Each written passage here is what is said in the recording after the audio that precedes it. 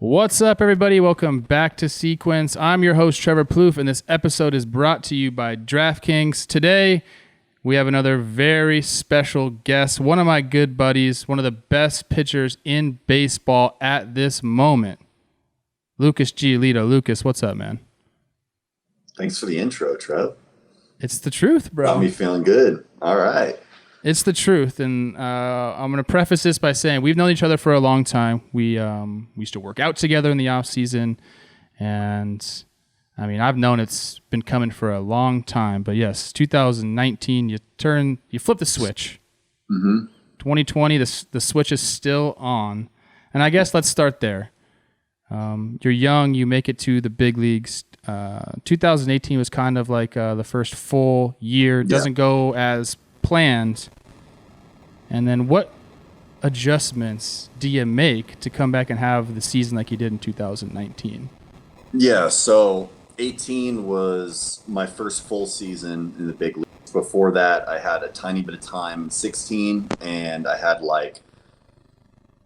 I think 7 or 8 starts in 2017. 7 starts.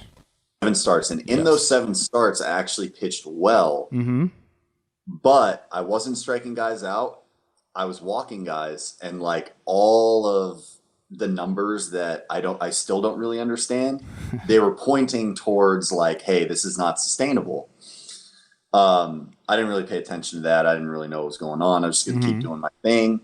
Obviously, I get my ass kicked in 18. Numbers about as bad as they can get. Confidence just at an all-time low. I'm happy to be just honest about it. I had a lot of anxiety. I love the real talk, man. Yeah, real. There were some starts where I'd walk the leadoff guy and it was over, mentally done. And so obviously they gave me the opportunity to work through it and kind of get my ass kicked and learn from it, which I'm very appreciative of. But kind of went off season with a brand new mentality. I kind of allowed this to happen. I still have an opportunity. I'm not going to squander that. So I'm willing to do whatever's necessary to reach my potential and be able to become the pitcher that I know I am. So we got to work. I made a lot of physical changes, shortened my arm action so I could be more on time. I cleaned up my lower half mechanics so that I'm more consistent, driving down the mound as opposed to falling down the mound. And then I really got to work on the mental side. You name it, I was trying it. I was doing it. Meditation, focus training, brain training. I did a neurofeedback program, which I'm still a huge fan of, and I still get sessions in every year. So for me, the biggest thing was, correcting some physical things, but then just kind of teaching myself how to be more confident, how to believe in myself every single time I take the ball. And that for me was something that had to be learned, and I had to learn it. And so that's what we did. That's a huge step. Usually that comes with time. Your confidence comes with time. You start to understand who you are as a ball player, 3-4 years into your big league career. But you took it upon yourself to go and just get it done. And I think it's cool. It's a cool thing for people to hear someone like you say, look, man, I struggle with that. I wasn't having success, and I had to change the way I thought about myself and how I approached the game. When you say you made some physical adjustments, we know the walks were up and the strikeouts were down. That's basically been completely the opposite way the last 2 years. But what were the physical things? You talked about your arm, shortening it up to be on time, your legs. Did you go to somebody, or was this just you going down on the video and deciding I needed to make a change?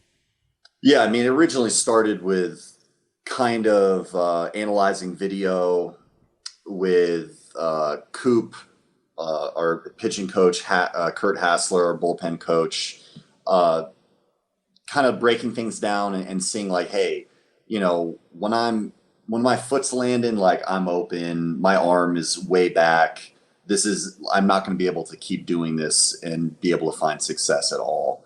So when the off season started, I went back to my guy, Ethan Katz, who's so good at his job that he's a big league pitching coach now.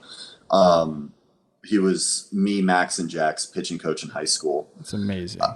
Yeah. So I go to Ethan and I'm like, Ethan, you've been in my ear the last few years. I mean, I work with him every single off season, but up until 19, it was almost like I would work with him, but I wasn't really listening, if that makes sense. Sure. I was like, oh, I'm good. I'm doing my thing. Like, what do you think? The bullpen look good? All right, great. But it was at that point where it's like, you've been in my ear. You've been kind of suggesting to me, oh, I got this drill for you. I have this like new tool that I want you to try. And I never really listened. But I was at that point where it's like, hey, like, I'm going to step completely out of my comfort zone. I will do whatever it takes. And so he showed me kind of the like plyo care. He kind of picked and chose a few exercises like out of the Driveline playbook for me to try.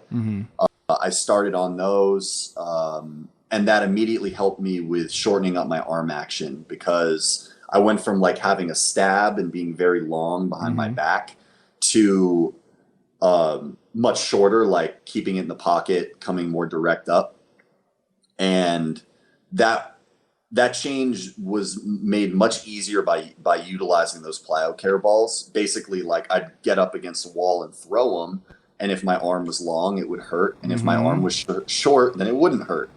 And so we started there. He showed me this thing called the core velocity belt, which is basically a bunch of straps. You like put it around your waist.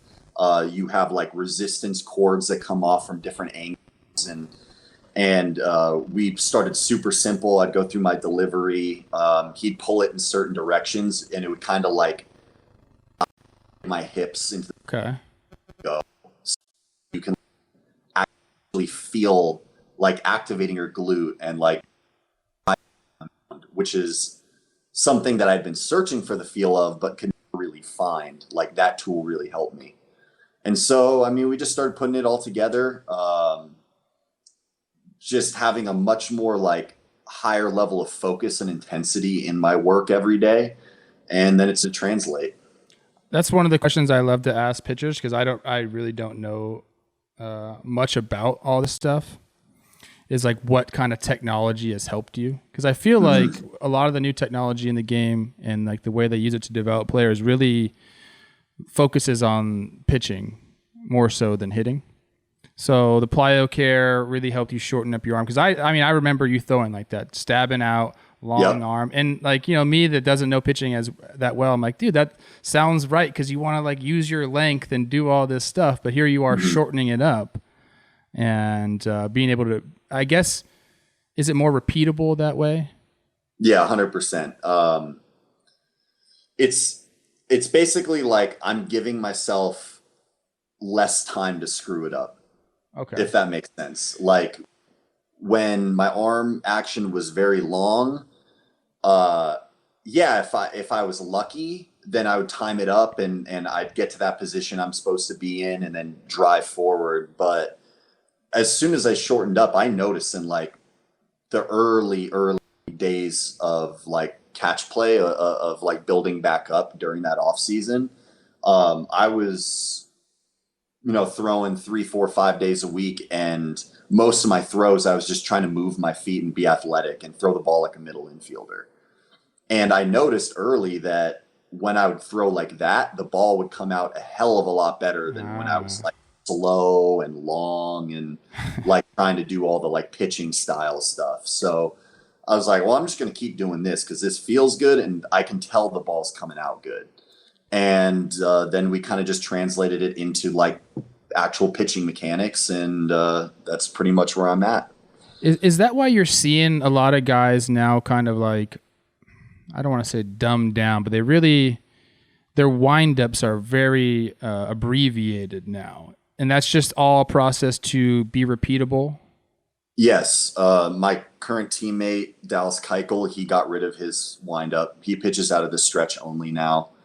You see a lot of guys going to like a modified Mm-hmm. stretch style windup where they'll just like barely step, lift their leg. I still like pitching in the windup because I really like having rhythm. Mm-hmm. But yeah, I mean, you see it all around the league. A lot of starting pitchers are just like stretch only. Yeah. Uh, just trying to simplify things as much as possible to make it more repeatable is pretty much the name of the game. And what's messed up, again, I want to keep going back. The pitchers, I feel like, are making all these adjustments, and it's really helping you guys, and it's really hard for the hitters. A windup, I would love a guy with a nice, easy, long windup because you can get in sync with him and get your timing. All of a sudden, now they're abbreviated. You might not have as much time. But that kind of brings me to my next question. I think I know the answers, but to give our audience a little show here, what about the pitch mix? Changing from 2018 to where you're at now, we know the elevated fastball plays here. We're doing four seamers a lot throughout the league. You're one of the only guys that does the right on right change. What was that? Was it as simple as that? As just saying, I'm going to use the top of the zone and throw what's probably my best pitch in my changeup, or was there more thinking to it? Yeah, definitely some credit towards the White Sox like pitching analytical department, whatever you want to call it. They were telling me like get rid of your sinker, and going into 19, I was like, "Yep, I'm on board. I'll get rid of the sinker. We're gonna stick with four seam fastballs at the top of the zone. My changeup will play off of that, either or down in the zone. Doesn't really matter. And have my slider for something that goes the other way, a little bit faster than my changeup, and the curveball just kind of keep in the back pocket. If I want to like kind of dump one in there 0-0 to a guy that we know doesn't swing at him, sure, steal a strike if it feels good that day. So just really simplifying the pitch mix. I didn't exactly have a plan that I'd be throwing a ton of changeups like as much as I do going into 19, but I think between me and McCann, who caught all my games, we noticed that like when we were mixing in a lot of changeups, the hitters were very, very off balance. Yeah. And so there were certain games where we'd go out there and we could tell in like the first 2 to 3 innings that this can be a fastball changeup game. And like we don't even have to throw anything else. There'll be certain games where, and this is again like a lot of credit to McCann here because I'm still working on this. I wouldn't say that I'm like a master by any means of like reading swings, reading like offensive approaches. He's very, very good at seeing just based off guys' swings and their mannerisms, like are they trying to sit on the changeup? Are they trying to like split? Are they trying to like look at this side of the plate, this side of the plate? Or is it more like a vertical? Like if they see up, okay, that we're guessing heater and that's fastball, see down, changeup. Like he'll read into that and then call the game based off that. And most of the time I'm just standing up there going, "Yep, I'll throw that one. Yep, I'll throw that one." And like the best games are when we're like fully in sync and it's like I'm pre-gripping pitches that he's calling like over and over and over and over again. So yeah, I mean, it's just, I think it's just like the velocity difference on the changeup and the fact that it looks like my fastball for a long time is why it works. Yeah, I'm thinking like if I'm facing you right now and you're saying, what are these hitters thinking? Well, you can't hit that pitch, your fastball at the top of the zone. So you got to look for your fastball down and your changeup up, but they're tunneling the same. So that really creates a problem for hitters. And essentially, A, you either have to just get in a hitter's count and look for a heater, or B, you got to guess. And those two options, when you're getting ahead of guys, that takes one option away. And then the other one, like guess hitting is not going to work. It's very hard to be a good guess hitter. Yeah. I can tell every once in a while if a guy just like guessed on a pitch. Yes. and missed it, like fouled it off straight back, and they're like so pissed off. Yeah, because we know, especially against a guy like you, man, if you miss that pitch, you guessed right, he throws it, you miss it, the at-bat's done. Mm-hmm. It's funny you talked about, having the slider and the curveball in your back pocket, because I want to ask you about that on the second at-bat we're going to do. Mm-hmm. But let's get to the first one now. This is a cool at-bat against Nelson Cruz. Before we get to it, you guys know the deal. Here is the ad read. What's up, my people? I know this is a baseball show, but football is back, and it was marvelous, and that was just week 1. And if you're like me, you like to sprinkle a little something on these games. And there's no better place to get in on all of the action than with DraftKings Sportsbook, America's top-rated sportsbook app. They have an awesome promotion here. You bet $1 on your favorite team. If you're a new user, that $1, if you win that bet, turns into $100. That's right, you can place a $1 bet on any team, and if that team wins, you cash a cool Benji. How could you pass that up? You can't. Download the top-rated DraftKings Sportsbook app now and use promo code JOHNBOY when you sign up to get this can't-miss offer. Pick any team during week 2, bet $1 on them, and win $100 if they win. That's $1 to win $100 when you use promo code JOHNBOY during sign-up. For a limited time only, at DraftKings Sportsbook. Must be 21 or older, New Jersey only. Eligibility restrictions apply. See DraftKings.com/sportsbook for details. Gambling problem? Call 1-800-GAMBLER. All right, welcome back, guys. We're here. We have the at-bat queued up.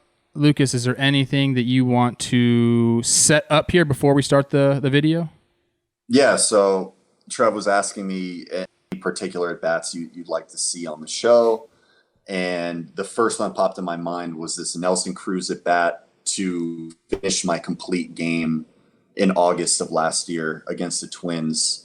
To that date, that was my most dominant performance ever as a starting pitcher. And so I just wanted to kind of relive this one. Let's do it. Nelson Cruz is a very, very good hitter. So getting him out. Very talented. Now, I was looking at another at bat, the Astros, we threw a complete game against them, but you said this is more dominant. Let's do this. I want to talk about this one. So without further ado, let's start it up. Yeah. And long at bat. There we go. Goes full count, I believe. So yeah, you're ninth inning, 2 outs. You're trying to finish the game off. First pitch here. Looks like he's setting up inside. And he was. Ball 1. What are you thinking about after that? I was pretty confident. I mean, 4's missed in again. Yeah, so a lot of adrenaline going. I was confident. I remember being very, I don't know, it's kind of weird, relaxed, but at the same time, a lot of emotion and excitement. But I felt in control. Obviously went 2-0 here, so now we have to be kind of careful. That's the combio, right? Yeah, so change up, and then he hit it 700 feet foul. So I want to go back because he kind of was on that a little bit. Oh, for sure, but he was out in front. Oof. I always enjoy, the thing is, I like when guys do that. They barrel up a ball, hit it 130 miles an hour, but they yank it foul. Now, oh God, is now he what? Throw another slow one, or now is it going to be fastball up off of that? Uh-huh. So now I feel like I'm in a 2-1 count. He just smoked the ball off of me, but I feel like I'm in the advantage position, even though that's not probably true. That's what I like to tell my. Oh, that is a nasty little pitch right there. Let me go back on that. Yeah. You are in the advantage, by the way, especially after that changeup. Slider? Little slider on the outside corner. Yeah. Cruz is like, damn, I was looking for a fastball or changeup, not that one. Mm-hmm. And now you're sitting 2-2. Now, like you said, you're even more at an advantage. You can go anywhere. What do you want? What do you got? So you see Mac he gives me this right here. Let's go. We're on pitch 112. We hadn't thrown a curveball all game. Oh my God. We had thrown 0 curveballs up to this point. I'm so happy to have the opportunity to tell this story. Here it comes. Oh, so close. Oh, So you didn't bring him up? No. Oh my. Oh, see, I'm like at this point I'm like having so much fun. That's like the best when you're out there competing but also having a lot of fun. I love that. That was close. Man, we'll see here. It was close. It was close. It was Could close. go either way. So, yeah, I'll let the at-bat finish. You want to talk? You said you want to tell the story. Go ahead, man. So basically, it was one of those games where we kind of could tell early on that the curveball was going to be on the shelf just because the other pitches were working. They loaded the lineup with lefties, I believe, that game. So it was mostly fastball changeup to them. I didn't really have to use the slider too much to the lefties. I might have mixed in a couple, but definitely more slider usage against the righties in that lineup, especially Nelson. And then he had good at bats against me. I think he had like 1 or 2 hits that game. He was definitely seeing me the best. So in McCann's mind, we go 2-2. I'd thrown him a changeup that at bat. I'd thrown some heaters that at bat. I threw him a slider right there that at bat. It was basically in McCann's mind, we're going to throw the curveball. It's going to trick the crap out of him, and he's going to swing at it. I want it in the dirt. And we were literally like so close. Like if I'd thrown my only curveballs of the day to get the strikeout to end that game, it would have been legendary. That's why you're laughing after that. You're like, dang, I was close. I know it was so close, but I love it. I don't know. Business 3-2. Oh yeah, 3-2 now. You've shown him everything you got. Let's see. It started back up. McCann's thinking, what do we got? Fastball in. Setting up in. Damn, he's all over it, man. Yeah. You know, he's always like that. Whenever I see Nelson hitting, he's one of those guys that doesn't look bad too often. No, he stays so balanced in his swing, even on pitches he misses. Yes. I love this battle right here. This is some heavyweights. 3-2. Oh my gosh, dude. I don't even remember that pitch. Spoiling it, I mean. Kind of helped you out. Right? Yeah, slider. Damn. That was probably ball 4, but he's battling right there. Yeah. And now it looks like you guys are like in a chess match. You're like, okay, where am I going to go? What's James going to call? Uh-oh. Got the changeup. Boom. You're so happy. And the high changeup, man, it's impossible to hit that pitch. Off-speed pitches that start up like that are supposed to come down. Yeah, it just kept going. It's funny because like the at bat in my mind was so much different than like watching it over here. I haven't watched this game or this at bat over in a long time, and I don't remember that slider down and away before the changeup. I really thought that I threw like a high fastball, but he fouled off. I thought was a pitch right before the changeup. Here it is again. But I guess not. That's pretty interesting. Dude, look at that swing he just took right there, dude. Yeah, I mean, if he made contact, it was going to go really, really far. Just lucky he didn't. And you're all smiles. We even have fans in the stands. What a concept. I missed that. I appreciate you coming on, talking about this AB. We're going to have you on for one more. We're going to talk the no-no, the 2020 no-no. We got your boy Tim up in the screen right now. Who Tim, another guy, probably didn't get enough credit to. He had an awesome year last year in 2019. Probably an even better year numbers-wise this year. He's really, I don't want to call him the heart and soul of your team because I feel like you guys have like 16 hearts on that team. We have a few. Jose Breu, Tim Anderson. I mean, yeah. Lucas Giolito. You guys got some horses, man. Can, our captain. I love that. So he's smiling right here because he just made a pretty good play. He was in the shift. Abreu scoops it, preserves the no, and now you tell me, is this when it was real for you? It became very real after the sixth, because after the sixth, you look at it and it's 9 more outs. Like I've gotten nine straight outs a few times in my career before. That's not an impossible feat. So, just kind of looking at the lineup, like where are we at in the order? How many more guys am I facing? It was like, this is very doable. We just have to make sure that the focus and intensity is there for every single pitch. I can't take any off. And then obviously luck has to be involved too. Like, if a guy hits one bad, we got to hope that it goes to a player and not a hole. Mm-hmm. If a guy smokes a ball, we got to hope that it goes to a player. That's pretty much it. And so luckily it went that way. So you were aware. Oh yeah. I was aware. I mean, I was aware the whole time, but I really started like the actual focus on like, okay, can we complete this no-hitter was 7th inning and on. There's a lot of pitchers that be like, man, I didn't even notice. And I feel like that you can't not notice that, dude. Come on. I think that's hard for me to believe. I mean, there's because like you go 4 innings without giving up a hit. You're not thinking no-hitter, but you're like, oh wow, like I'm giving up a hit. That's sick.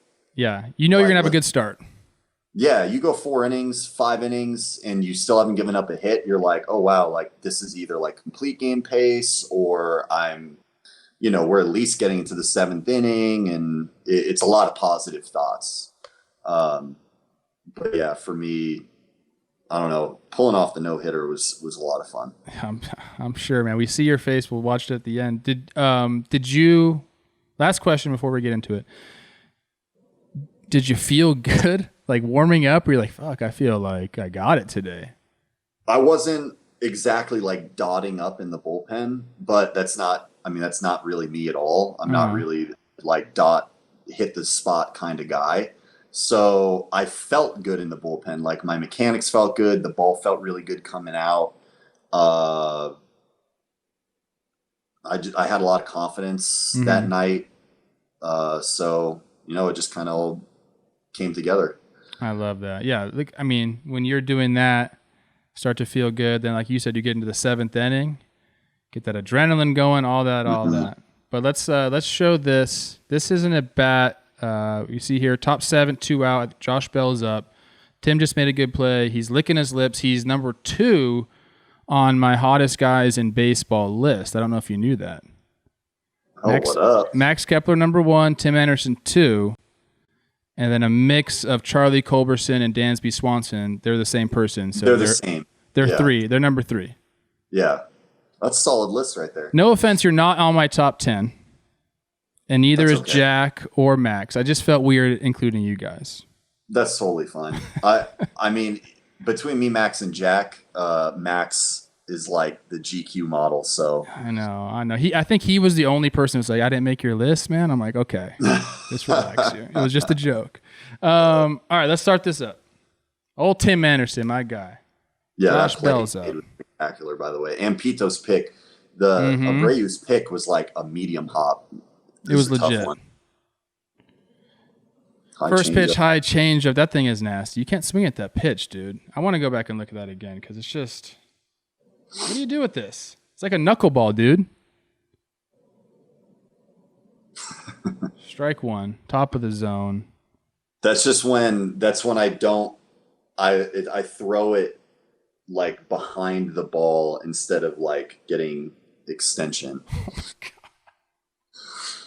Oh, hold on. I was going to stop the video, but I mean, 0-1, back to the same pitch, and look at this. Fooled him a little bit. He threw the bat. Look out.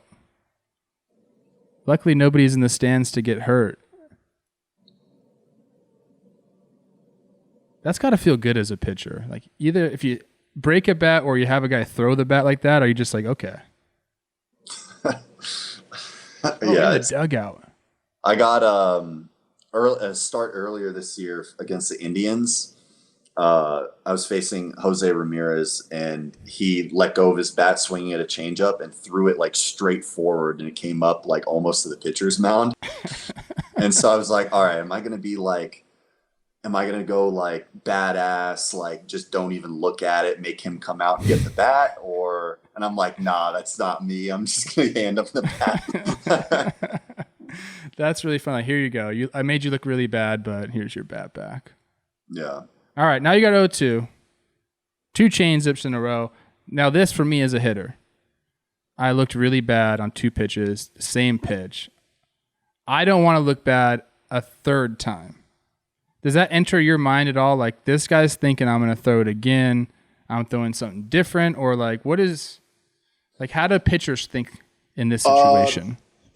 For me, it depends on the situation. If we're like cruising along and the game's going well, a lot of the time I'm like, let's just throw 3 in a row. He looked really bad on 2. Like, he's probably going to look really bad on 3. Yeah. Just like maybe a little bit more focus on like execution to the spot on the third one. Like, those first 2 I threw him, I'm just trying to throw it down the middle. Mm-hmm. And like, if I get some early contact, a little pop up or something, that's great. If I get the swing and miss, that's fine. We're ahead in the count. If it just lands for a strike, okay, perfect. Ahead in the count. Those change-ups early in the count like that are supposed to be down the middle. They don't usually end up down the middle. I'm aimed there. I'm aimed down the middle so that like when it does miss, I have more to work with. As a position player, you're always like, you see this happen, and I saw it a lot with the Twins. No offense to all the pitchers that I played behind, but they'd throw 2 changeups like you did, and the guys would look horrible on them, and then they'd try to like blow a fastball by him, base hit, and it's like you're sitting there like, dude, just think how hard it is to hit. He's not looking good. He's not going to make an adjustment that quickly. But that's just a hitter speaking. I know that you guys have, a little bit more in-depth analysis on those types of things. Yeah, there's a lot of times I think you can be successful if I go like change up, like 1 or 2 swings and misses out of those, and now I'm ahead 0-2, like blowing a heater up in the zone. But the big thing about that heater is that you don't want to miss in the zone. Mm-hmm. You don't want to miss in the zone there. Whereas like there's a lot of other times where I'm okay with missing with my heater in the zone. So, no, I mean, you get 0-2 on changeups and it's not looking good. Like, more often than not, we're probably mixing in another one. Yeah. All right. Let's finish this one, because then we're gonna go to the last out. I have a question about that last inning. Here's the 0-2 pitch to Bell. You said at this point you knew that there was a chance. This is one of their big boppers, so you got to end this a bet here. 0-2. Yeah. So you can see the first 2, it was a 3-pitch strikeout. So the first 2, McCann. Yeah, the first 2 McCann just gives me here, like right down the middle, and then he sets up down the middle. But then the third one, he did it at an angle, which is basically the cue for me of like, okay, like execute, like down. This one needs to be down. We don't want to float another one again. So that's just kind of like when he turns it this way, that's that little cue of like, okay, this one, get it out there, finish it. If I bounce it, it's fine. We're still in the count. And ended up throwing a good one. Ended up like middle down. That was nasty. Good. Yeah, middle down is always good because like lefty or righty, if it's middle, then they're going to want to swing at it. They don't see it away or in. What's really messed up about that at bat, and we're watching some ads here that we'll let these roll through, but what's really funny about that at bat is the first 2 pitches both started as balls, end up in the strike zone. And then the last pitch starts almost probably dead middle of the strike zone and ends up falling off the table. That is so hard as a hitter to pick and choose right there, man. Yeah, man. Hitting is so hard. I don't know how guys do it and like do it well for many years. It's supposed to look easy when you sit at home, but like I'm watching these games and I watch more baseball now than I've ever watched, and I'm like, dude, hitting is insane. It's so hard. You guys, there's a lot of good pitchers in the game right now, but sometimes I'm thinking like there is no chance or this guy has no chance, and a lot of times it is that way. I feel like a lot of guys are overmatched in the big leagues right now. All right, guys, we went over the at-bat against Josh Bell. See you later. 3 pitches, strikeout. Now we're sitting here. It's the top of the 9th, 2 outs. 1 more out to complete the no-no. And my question to you is, and actually Jimmy, John Boy, my boss, he said you have to ask Lucas this question.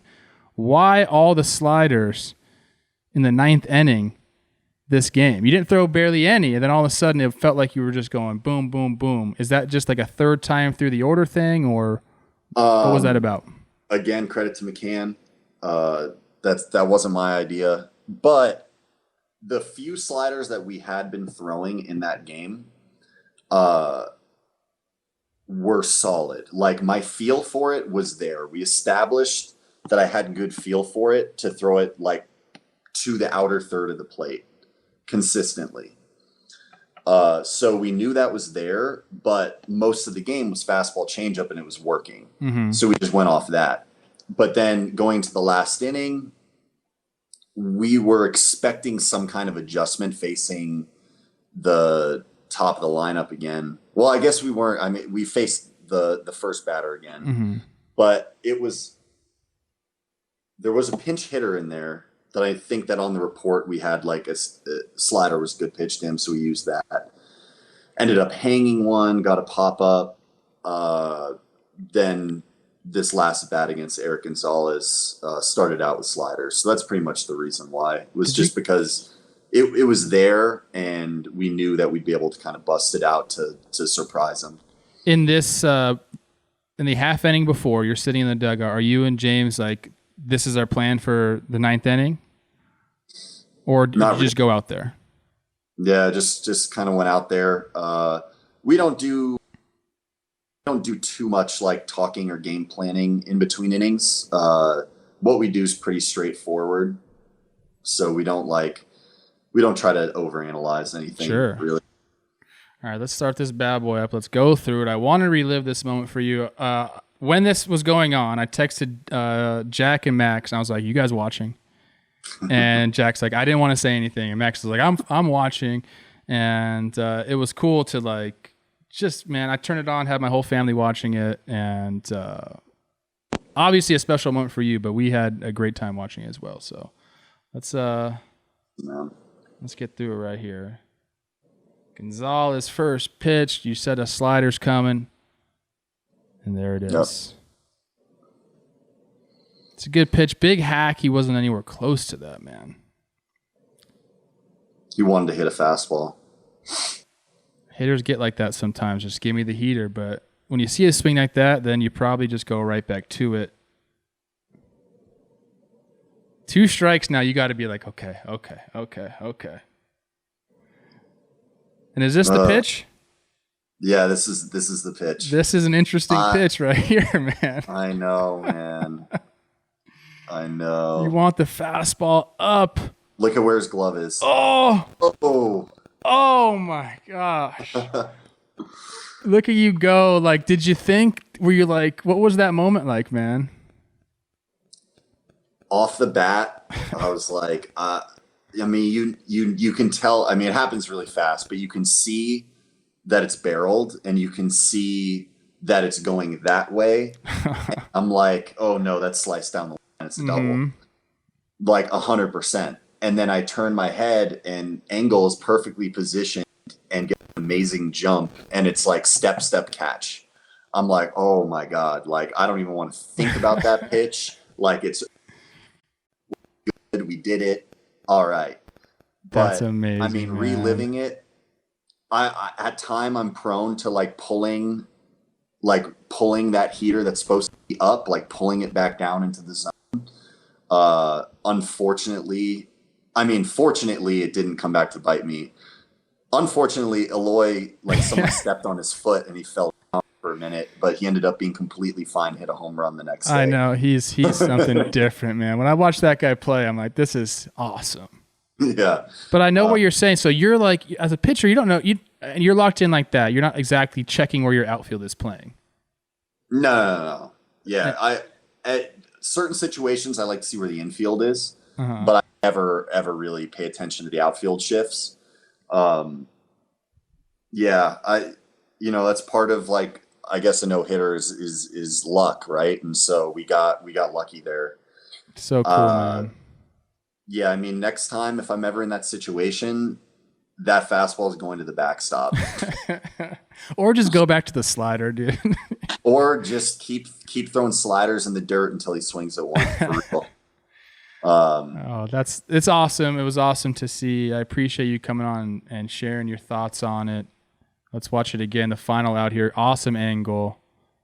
You were in some kind of rhythm. Good wood, but there he is.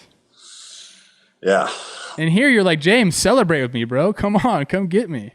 Well, James, the respectful captain he is, turned and thanked CB for his service that night. Oh man, I love it. I love seeing the reaction. I jumped up when I saw it too. Let's fucking go. All right, dude. I'll let you go. Everybody, make sure you go follow Lucas on Twitter, IG. He's got a Twitch. We'll link them all down here. One of the good guys in baseball. So even if you're not a Sox fan watching this is the guy you want to root for. Appreciate you coming on, man. Appreciate you. Yeah, had a lot of fun.